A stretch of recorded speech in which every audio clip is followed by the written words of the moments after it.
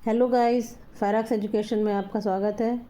फायराक्स education आपको UPSC prelims, mains, RO, ARO, SSC, railway, banking आज सभी सरकारी परीक्षाओं की तैयारी करवाता है।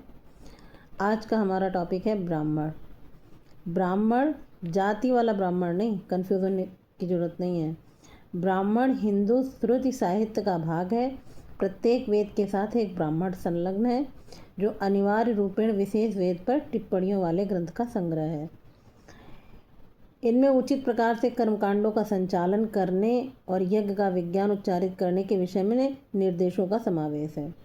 प्रत्येक वेद के साथ उसका एक ब्राह्मण है। ऋग्वेद के साथ ऐतरेय ब्राह्मण और कौशिकी ब्राह्मण है।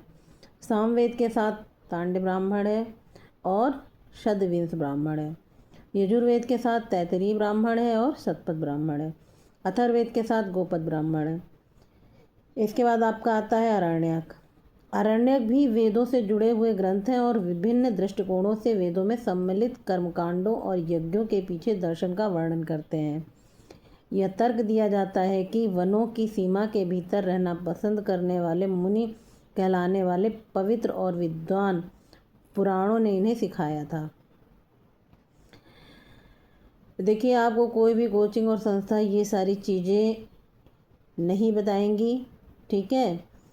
ये सारी चीज़ें हमने भारतीय कला एवं संस्कृति से ली हैं और इसमें हमेशा क्वेश्चन आते हैं, ठीक है, और हमेशा पूछे, इससे आपको काफ़ी क्वेश्चन मिलने वाले हैं।